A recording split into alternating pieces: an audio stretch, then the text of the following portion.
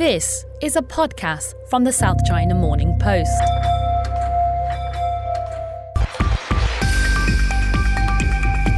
Hello and welcome to the US-China Trade War podcast with me, Finbarr Bermingham, on the political economy desk here at the South China Morning Post. It's Friday, October 23rd. We're a week out from the US election and possibly a fortnight from knowing who's going to be the next Director General of the World Trade Organization. So I'm going to keep this intro very brief this week because we have a bumper edition of the podcast for you. First, we will as ever frisk this week's news with John Carter and Zhou, our political economy editors, including a more decorous presidential debate than most people were expecting, China's resurgent economy in the week that third quarter GDP was announced, and what we should read into Xi Jinping's invocation of the spirit of Korea 70 years after China joined the Korean War. In part 2, I'll be joined by Stephen Olson, a research fellow at the Hinrich Foundation and a former US trade negotiator, to get his take on the debate, the lack of focus on China or on trade, but what might be in store for US-China trade relations post-election. And finally, we'll bring you the latest in our series of interviews with the WTO Director General candidates, this time with the Nigerian frontrunner Ngozi Okonjo-Iweala. That's part 3 of the show. Stay tuned for more on that. But first, let's hear what Donald Trump and Joe Biden had to say about China at this morning's debate. On China policy, though, what specifically are you going to do? What specifically are you going to do to make China pay? You've said you're going to make them pay. First of all, China is paying. They're paying billions and billions of dollars. I just gave $28 billion. New sanctions? I just gave $28 billion to our farmers. Taxpayers' money. It's what? Taxpayers' money. Didn't come from China. China. You know the taxpayer is, it's called China. China paid $28 billion, and you know what they did to pay it, Joe? They devalued their currency, and they also paid up. And you know who got the money? Our farmers, our great farmers, because they were targeted. You never charged them anything. Also, I charged them 25% on dumped steel because they were killing our steel industry. We were not going to have a steel industry. Okay. You've just heard from Donald Trump and Joe Biden debating on stage in the United States in the second of the US presidential debates. Week and a half out from the election. It's Friday, and I'm joined by John Carter and Zhou, our political economy editors, to get their immediate thoughts on what was a much more disciplined and a much more informed debate than the previous one. John, you were watching it live. What was your takeaway from the debate, and what did you think about that minor exchange, really the only exchange of substance, about China and about trade? Well, overall, I thought, as you said, it was much more controlled, much more well-behaved, and so they were able to make their points. I didn't see either side make any major gaffes, and that arguably is a win for Biden because Trump needs to make up ground given what the polls suggest. And so what we're left with is two very different views of the way forward for the America in general, for the American economy in specific, and potentially for policy towards China. The exchange on China, Trump is fast and loose with facts, as is his wont, and we should discuss the details of how the trade war has impacted both China and the American consumer. Mm-hmm. Yeah, Zhou, there was a bit of a line there from Trump about currency manipulation. Of course, we remember last year when he designated China a currency manipulator, but analysts would dispute that. About Chinese currency? The evaluation, yeah. Yeah, I think the Chinese currency, for the problem for Beijing now is that it's rising a little bit too quickly. So I think China will start to intervene. Actually, we have already seen the PBOC has moved to slow down the yuan appreciation a little bit. So I'm not expecting the yuan as a currency issue to become another hot spot between the China-US relationship. That said, I think one strategic change is very important to note is that for China, it's increasingly clear that the US dollar is losing its credibility as a global anchor currency. And as we all know, the dollar has been one of the 3 or 4 pillars of the US hegemony in the world. And China is trying to take advantage of this and trying to boost the use of the yuan to make the yuan a regional or even international currency. So interestingly, we see Zhou Xiaochuan, the former central bank governor, said yesterday that maybe it's time for China to reconsidering its capital control measures, and so that the yuan can be used more freely.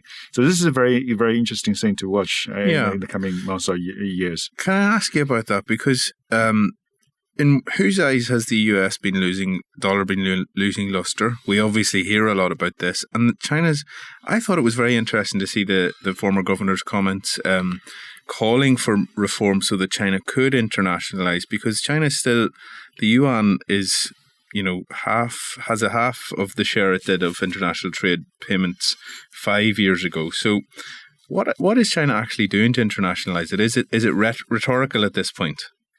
No, I think if you ask who is questioning the dollar's role as the only choice in international payment, you just look at the yields of the U.S. Treasuries. It's a 10 years, I think it's 0.7 or 0.8. And then we have the Fed chairman coming out very, very clear statements that the inflation target is 2%. So basically the United States is telling everyone, if you buy U.S. bonds, if you hold the U.S. assets, we're going to rip you off. And this is not a very good encouraging sign for people to hold U.S. dollars. And yes, for China, the biggest problem is that the yuan is not freely usable. You cannot move money in and out of China very easily. But there are some increasing channels, and these channels are getting broader. And also, remember, China still has these so-called middleway houses. For instance, in Shanghai Gold Exchange, they have these contracts to be built in yuan, and you can. Through some efforts, you can go through the gold, and the yuan will become kind of tradable currency. Yeah. Long way to go on that front, but certainly interesting to keep watching it. Just to sort of go back to Trump and Biden, some of the stats that they threw out there, Trump said that he has paid $28 billion to US farmers in subsidies. The New York Times actually reported that it's $46 billion. I calculated this week that he also said that China is the payer of tariffs. Of course, we do know that the vast majority of tariffs are paid by the buyer, by the US importer. I calculated that to date that has come in at $27 billion per month over the course of 2020. So, these payments are both going out of the US government. At the same time, China's phase one purchases to date this year have been $56 billion. So there's a deficit there in terms of what the US government's paying out to farmers, what US importers are paying on tariffs, and what they're getting from the phase one trade deal. So that wasn't a level of nuance that we got into on the debate, unfortunately, today. The next point we wanted to discuss was the data dump coming out of Beijing earlier in the week. China's gross domestic product grew by 4.9% in the third quarter of the year, the strongest growth of any major economy in the world, albeit slightly down on what analysts had expected. The message being there that analysts perhaps had been carried away by the strong growth in the second quarter, but still very strong. Zhou Xin, what were the highlights for you from Monday's data at this point? Well, I think the headline data is already really quite impressive. I mean, 4.9, although many people are saying, it's below economists' estimates of 5%. I mean, for China, whether it's 4% or 5% is not important. The important thing is that the trend is confirmed. And this offers great confidence to the Chinese government and maybe to President Xi Jinping himself. Remember, next week we have this big conference with his Central Committee of the Communist Party, and he walked into the room. He can easily say, cameras, look around the world. We are the best now. Why you have any slightest doubt about our governance, our effectiveness of developing the economy. It certainly does look like a win for the leadership of China. John, looking at the numbers themselves, were there any key takeaways that you had, any imbalances or anything that you were particularly enthused by? Looking at the retail sales number, which is critically important, this is consumer purchases of goods.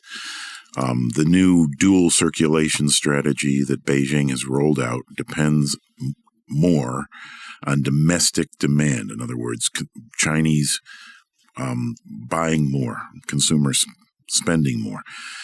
And overall retail sales rose for the second month in a row, which is good. And the rise in August was the first this year. And so the September rise, as Zhou Xin said, is a confirmation and expansion of that.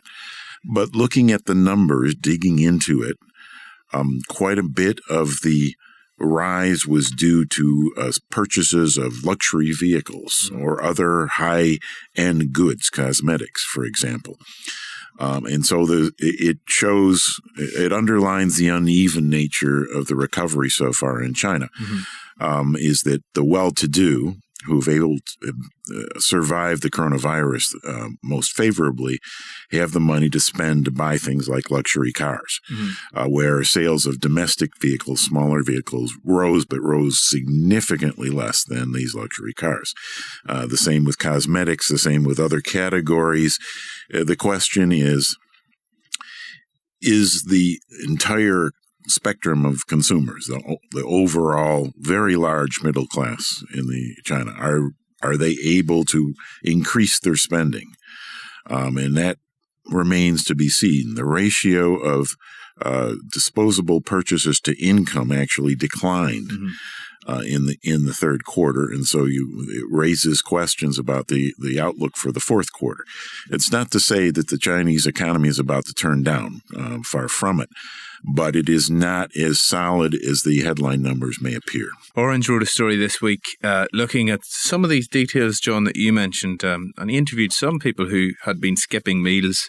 They hadn't eaten out for weeks, but they were really cutting back on their budgets, and that does show the nuance of maybe what we don't see in the headline figures. Just to sort of quickly, before we wrap up, turn to the debate and the election. Everybody's talking about an October surprise. Maybe Trump having the coronavirus was the October surprise on that side of the pond. But I know that there's been a lot of chatter about a possible military intervention in Taiwan, or invasion by the Chinese. Zhou Xin, this week was also the 70th anniversary of China's getting involved in the Korean War, and I know that Xi Jinping made a speech on this front, and a lot of press has been given to this invocation of the spirit of Korea 70 years on. What are the details of that, and what can we read into that for the present day? Well, thank you, Finbarr. I know the presidential debate between Trump and Biden is having lots of people viewing it. But it really, for me, I think in terms of importance, the more speech is actually happening in Beijing. And when you're looking at the two different settings, one of them are two men debating the country's future, seems both are kind of confused about where to go. And on the other hand, in the great hall of the people, all these kind of communist setting, grand setting, and this leader who has never been so powerful the country has ever seen for decades, and coming out with a strong message of national reunification. And for the takeaway of Xi Jinping's speech, I haven't read it very carefully, but it's very, very important because the tone is very strong, is nationalistic. And also, one important thing he is saying that, traditionally China, just the saying, the territory, completeness, the sovereignty, the security will be some trigger for war, right? If you hurt China's sovereignty, then there's a military risk. But now, President Xi is including development interest into it, which means the threshold for strong actions from China is a little bit lower, or there are more incidents that could trigger more strong reacts from China. So the threshold for a potential invasion of Taiwan has been lowered. Well, I want to go that so specific. Sure. Yes. Well, Xi Jinping didn't mention United States in his speech at all, but all apparently the U.S.-China rivalry is the elephant in the room, and everyone can see this. And another line in his speech is that, the Chinese people are now organized. And if anyone is going to mess around with it, basically the consequences will be very serious, and the result will be very ugly. Yeah. Okay. Worrying times indeed. We shall hope for the best. John, before we wrap up, is there anything in the week ahead that we should be keeping an eye out for? Well, at the end of next week, we have the PMI, the Purchasing Managers Index for October, which is the first indication of how the first month of the fourth quarter will do. The expectation is that the sentiment will keep rising, but we'll see. Again, the details are critical. Mm-hmm. We have, manufacturing sentiment, we have construction sentiment, we have service sector sentiment. How is that all doing? How is the economy going? Well, we'll see. We will keep an eye out for that. Until then, Joshin, John Carter, thank you so much. Thank you. Thank you.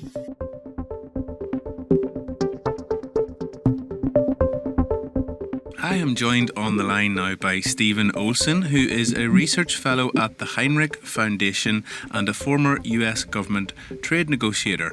Stephen is coming hot out of watching the latest presidential debate in which Joe Biden and President Donald Trump have locked horns and discussed all manner of things. Stephen, what is your overall impression of where China featured in this week's debate? First of all, I guess we can probably say that the quality of the debate was much better this time around. I don't think there was any question that the second debate was significantly more coherent than the first debate. However, in terms of China or trade issues more broadly, I don't think we really learned anything that we didn't already know. There was the one question about, quote unquote, making China pay. The general thrust of Vice President Biden's response seemed to be just a vague reference to making them play by the rules. And President Trump's response was about the China was paying 25% tariffs, which of course we know are not paid by China, they're paid by US importers. And then he made a reference to currency devaluation, and I frankly speaking really didn't follow the connection to that reference to the question that was asked. Yeah, not very coherent. I was disappointed a little bit in Biden. I hope we might glean something about potential future China policy from this debate, or trade policy indeed. Trump tried to bait him on that, and I think Biden went back to his tried and tested kitchen table metaphor, analogy, and he's obviously making an effort to try and reach out to the sort of average man and woman in Main Street America. Well, I do. Finbarr, I think he's actually deliberately keeping his cards close to the vest. I mean, he has not made any definitive declarations about what he would do specifically on any of the trade actions taken by the Trump administration. So he has not indicated that he's going to lift the punitive tariffs.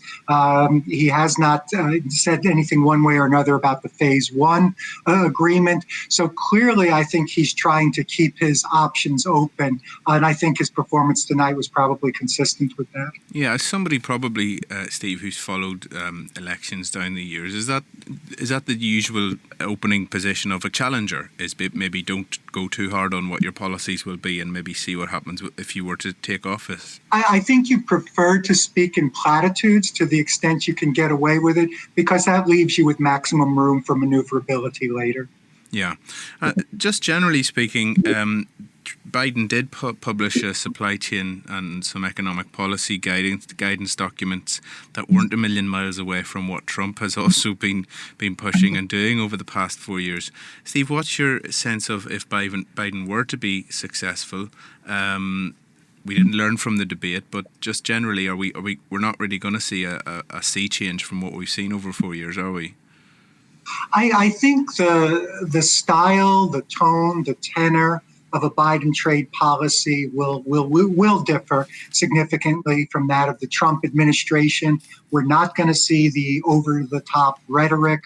We're not going to see the unpredictable, somewhat erratic trade policy by Twitter approach that the president has frequently taken. But as you've alluded to, I think if you look at the underlying substance, there might actually be a fair amount of continuity.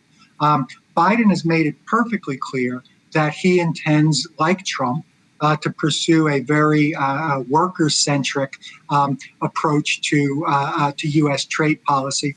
And specifically on the China relationship, Vice President Biden's grievances about China are largely identical to all the points being pursued by the Trump administration, so much so that Trump has actually accused him of plagiarism when it comes to his trade policy.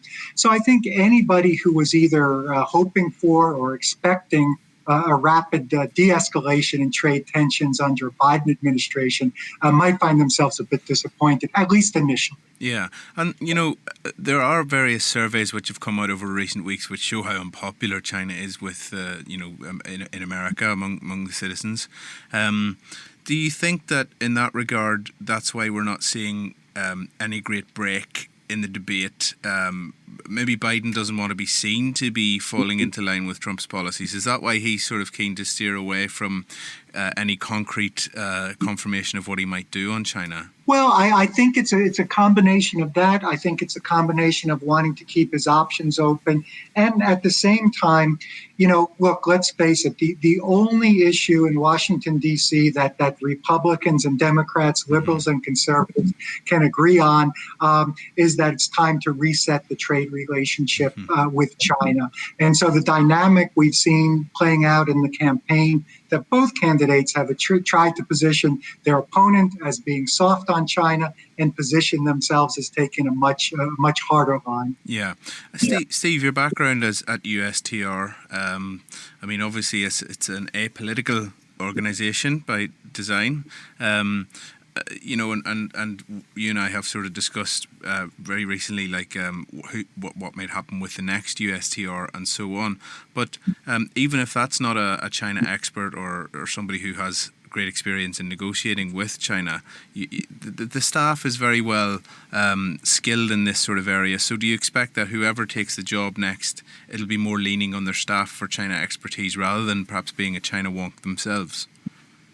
Well, I think, look, a certain amount of China expertise would certainly be an asset, but I don't think it's a prerequisite exactly for the reason that you said.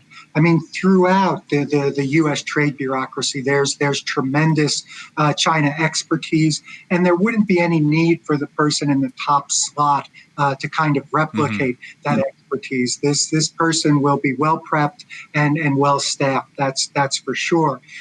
The point I'd also make, though, is if you do go ahead and appoint somebody, who in appearance or reality is a quote-unquote China appointee, then that sort of is implicitly downgrades the relative importance of the trade relationship with the European Union, with Japan, with other key trade partners.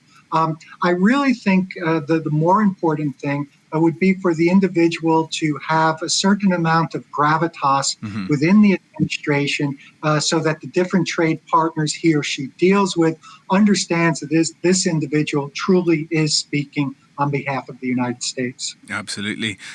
Steve, you are based over this side of the world, and I'm sure you engage with individuals in China, academics and trade experts and otherwise on a regular basis.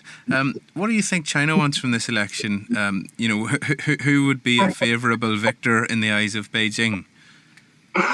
Well, look, the conventional wisdom and certainly the viewpoint of the U.S. intelligence community is that Beijing would prefer Biden. Frankly speaking, however, I'm not sure that is correct. Biden will do two things that Trump will not. Number one, he will place a much higher priority on human rights issues. And I think it's almost inevitable that those issues will spill over onto and complicate the trade agenda. Number two, Biden is a firm believer in the power and the benefit of working through alliances. So he would certainly, reach out to the European Union, Japan, Australia, other like-minded countries, and really provide Beijing with much more of a united front. Ultimately, the calculation in Beijing might be that they prefer the go-it-alone approach of Donald Trump. Indeed. Well, we shall see. We're about a week and a half out from the election at this point. We're really waiting to see what happens there. But Steve, thanks a million for joining us. We catch up with you on the other side, and take care for now. Very good. My pleasure, Finbarr. Thank you.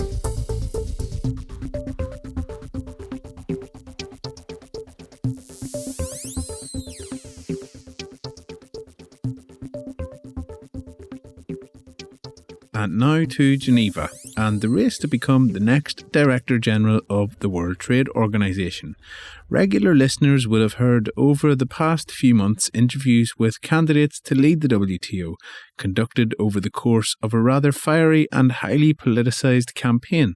Now the race is down to two, and following last week's episode when you heard from Lee Myung-hee, the Korean candidate, this week we're going to give you the highlights from an interview I did with the Nigerian candidate Ngozi Okonjo-Iweala on August 13th.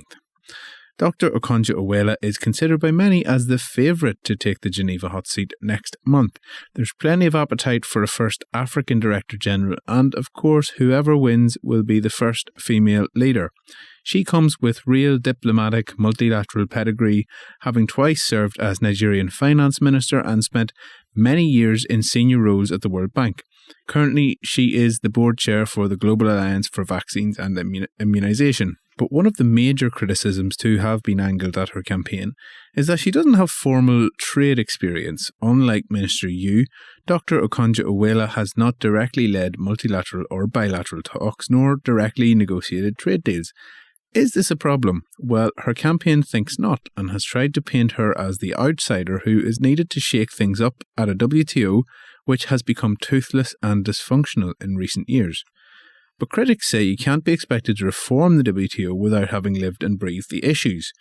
There's also some suspicion that years at the World Bank and being the possessor of a US passport won't endear her to the Chinese delegation. But it's all about consensus in this game, so we shall see. She's fought off stiff competition from two other African candidates, including the very heavily fancied Kenyan Amina Mohammed, to get to this stage, and we were very pleased to have a Zoom call with her back in August to discuss her plans for reform. First off, I asked her about how the WTO can help in resolving the US-China trade war. I think the issue is the issue of trust between the members, be it the bigger powers, US, China, or developed and developing countries. And I think as long as you have that, the divide, you have this divide. So the question to ask is, how did this happen? But more importantly, how can you rebuild the trust so you can begin to bridge the divide? So I think that as DG, I want to look at things in a slightly different fashion. And that is to look at where there may be commonalities or areas of agreement. Everybody is looking at the Gulf and how big it is and how distant members are from one another. But in some instances, they're actually doing things together. And that's what is promising. My approach would be to look for those positive areas, to build on it, and to build incrementally, to build trust.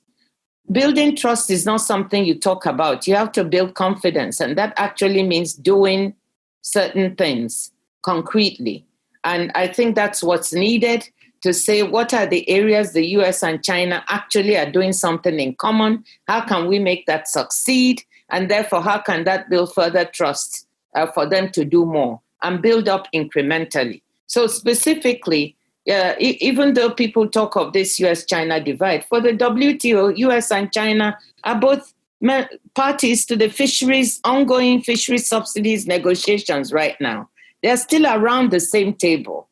And both of them have an interest in seeing this multilateral negotiations, which is one of the few since the WTO started. They have an interest in seeing it succeed. So that's what I mean concretely, that were I to become DG, this would be a top priority for me to see how this can have an outcome that is positive, so that when you get to the ministerial in June, this is something that can be put on the table to concretely, not negotiating anymore, but talking about how to implement. Do you add this to existing schedules? Do you have a new agreement? How do we move forward on implementation so the WTO can come out with something positive that can say to the world, the WTO has turned the corner, it's doing something positively.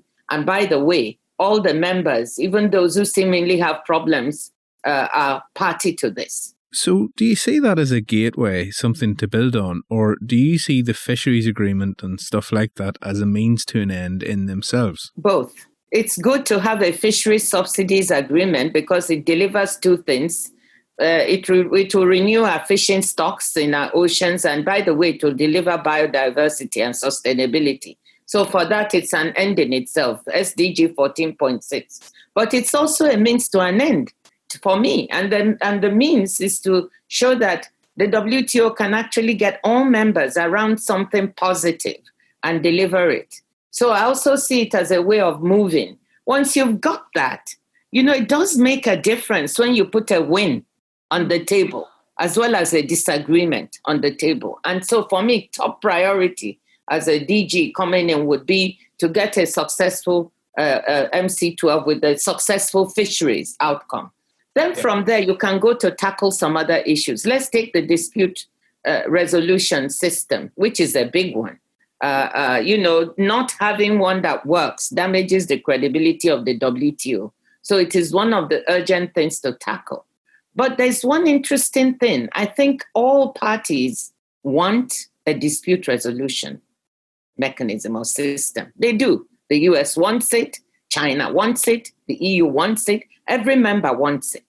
And to me, that's already a beginning, that there's something they all want in common. So they want it in different ways.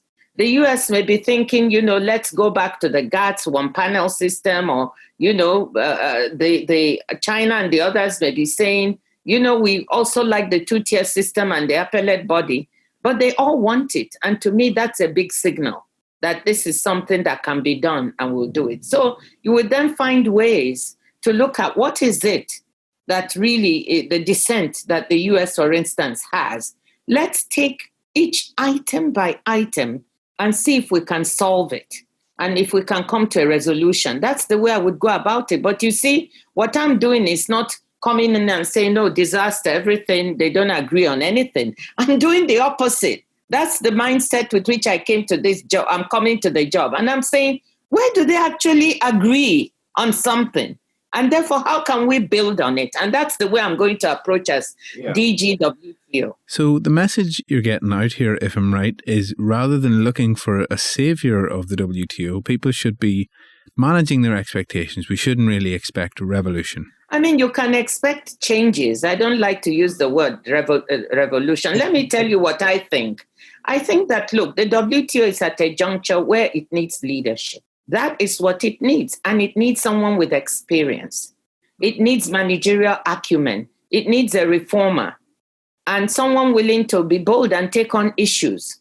Now, you need that. You need a leader. It doesn't need a technical negotiating person because you've got plenty of them and the problems are still there. So I think you need a leader who will take on these problems. But the methodology by which the problems are solved, each one, may be different. So you can't there's no one approach to any of these issues because you've got to plumb deeper and find out what is the problem, and then try to approach it. But there's one thing, my style will be completely different by looking at the positives and building on the positives. Sometimes that may yield you a big change. At other times, it may mean incremental change that will lead you to the answer. So that there's no one methodology. For instance, the issue of COVID-19, right? This is an issue that at the ministerial, I would really be looking to put down for WTO to seize it as an opportunity to put down markers to solve a problem that the world is confronting right now. And maybe I'm saying it because I'm the only candidate who is working in the vaccine pillar. I'm a WHO envoy, I'm a AU envoy to both COVID-19, and we are working on this ACT Tools Accelerator, the international effort to try and accelerate the availability of therapeutics, diagnostics, and vaccines. And as chair of Gavi, I'm particularly involved in the vaccines pillar.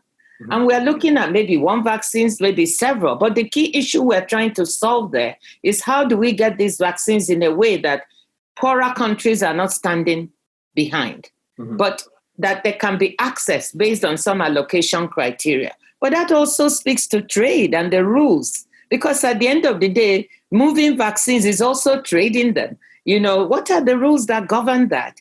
90 countries also have export restrictions right now, medical supplies and equipment, even on food, because of fear of what COVID will bring.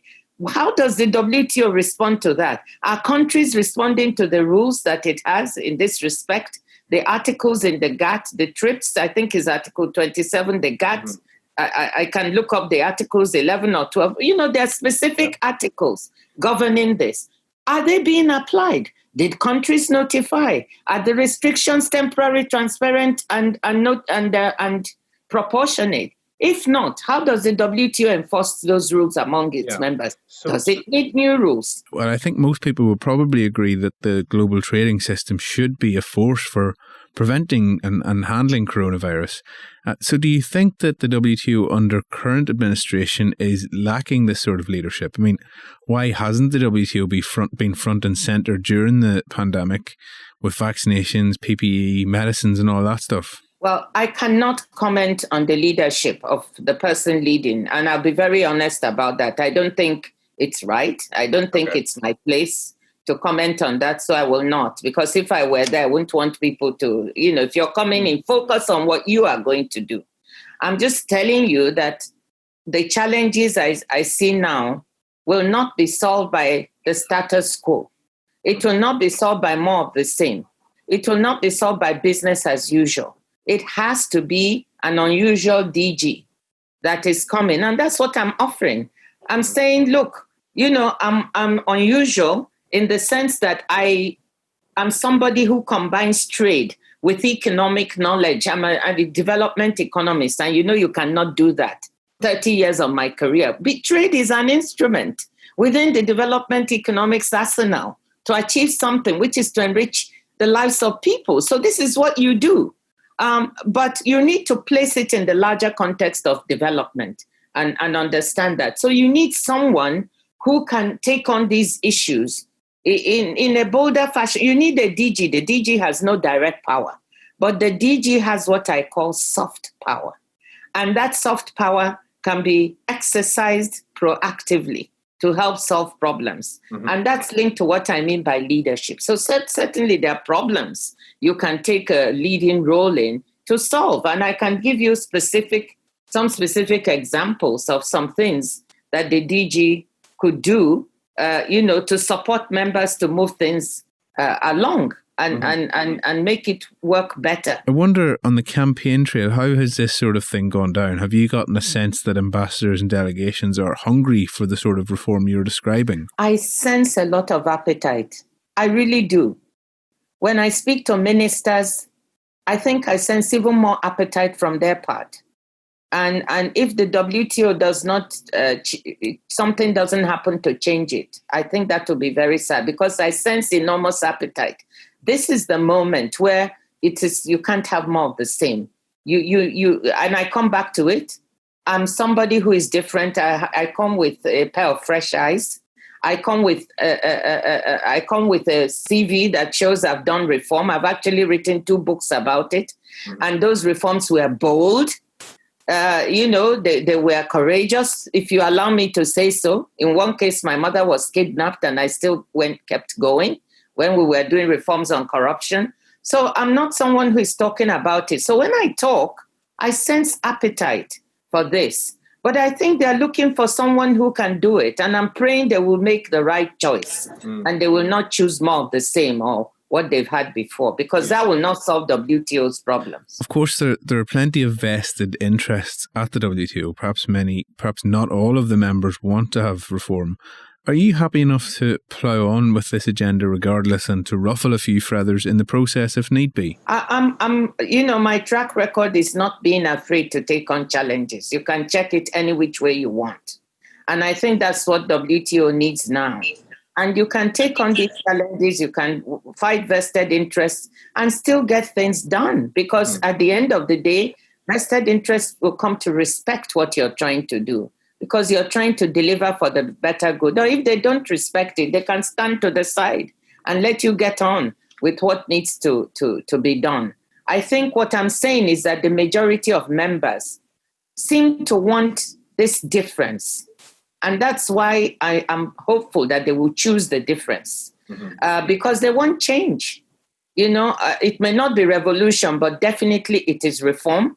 It is a different way of moving the WTO forward. It cannot continue the paralysis that you see or the dysfunction that people, these are all words used by people. And to me, it's horrifying because when I started as a development economist at the World Bank over my career, the WTO was regarded with the utmost, respect, but also as a top multilateral. But what are the words that you hear about WTO now? Dysfunction, paralyzed, doesn't do anything, irrelevant. I mean, I even had one TV and radio anchor ask me, why are you even applying for this job for an organization which is irrelevant? And I was really taken aback. That was like, and I'm like, what? It's not irrelevant. That's why I'm applying. It's very relevant. But, I find that very distressing because, as I said in my speech to the General Council, if the WTO did not exist, you would have to invent it. Because we need some organization that can underpin the trading system in a predictable and stable way. And developing countries need it even the most. So the fact that it's being described in this way must change. Yeah. And that may be the revolution. That may be the revolution. The fact that we change this image, we stop this dysfunction. That is my objective. That's my vision. If I get to this job, that's what I'm going to deliver. It will be that within 2 years of my being there, this WTO, the image will change because it will be doing things and delivering things. And I'll tell you one, on e-commerce, we have a plurilateral negotiation ongoing right now. But the digital economy is so important. So this pandemic, it was already a trend. The pandemic has really accelerated it. And we know that that's going to be the wave of the future. But the rules to underpin this are not yet in place. So it's like, let's hurry. But even in the plurilateral, not all members are taking part. And you listen to the members, a lot of developing countries are not taking part in it for several reasons. One, some of them said, if I go and take part, I don't even have the infrastructure. That's the famous digital divide. I don't have the regulatory framework within which to govern this. I don't have the resources to put it in place. If I go there and start making commitments with this asymmetry of knowledge, I may end up with how come I did this? So why can't we tackle that? To tackle that, you need to actually invoke the Marrakesh decision, which said, to bring WTO should work with other multilaterals to try and solve problems. And that's why I think WTO needs someone who sees the WTO issues also in a larger context, because that's how I see it. I would pull in the Asian Infrastructure Bank, the World Bank Group, African Development Bank. These are all my colleagues. We would sit down and we would say, what do we need to do? The WTO is not a funding agency, so they can bring resources. They can bring expertise, and WTO can add what it has from the aid to trade and so on. And we can show these countries, here's a package to help you deal with this problem. So can you join now? And that might build the confidence for them to join. That's a proactive DG. Move on to subsidies. Some influential WTO members have serious concerns about industrial subsidies, particularly with regard to China. While there are developing members, of course, who would point to the agricultural subsidies that are in the US and the European Union. Is this something that you would try to propose reform on in the first few months if you were to be successful in getting the job? I think that the subsidies issue is one of the most challenging and one of the most divisive. And I think this will need much more work. Whereas I see quickly some victories in things like COVID-19 that can make the WTO look good and seize an opportunity, whereas I even see it in the dispute settlement system, believe it or not. In subsidies, it's fraught. I think that as an incoming, you see, the thing with subsidies is that members have drawn red lines, they've made linkages. So my approach would be to say, let's put all issues. Maybe we start with domestic. Let me just use agricultural subsidies, for instance, where the developing countries feel that, the aggregate measurement of support beyond the minimum should be eliminated because it gives an undue advantage. But developed countries are pointing to Article 6.2 and saying, well, you have the advantage of being able to subsidize your resource poor farmers, and even those even big economies, if you apply the percentage they have to their agriculture, is so large now that you're also talking of large numbers. So you have this back and forth. And then this one says, I really don't want to talk about it unless this happens. And so I would say, let's put all issues of domestic support on agriculture on the table.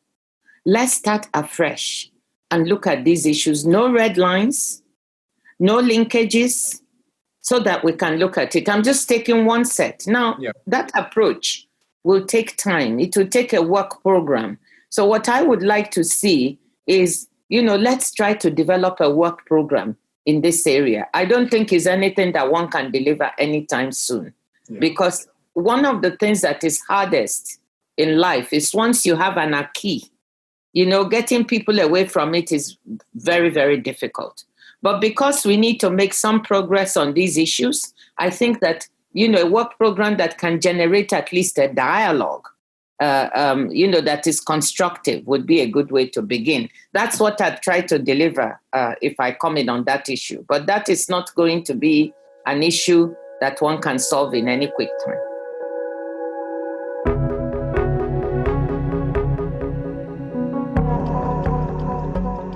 Thanks for listening. Hope you enjoyed this bumper edition of the US-China Trade War Update from the South China Morning Post. I've been Finbarr Bermingham on the Political Economy Desk. You can keep up with our team's updates on Twitter at SCMP Economy. You can follow me at FBirmingham. That's Birmingham with a B-E-R, not like the city.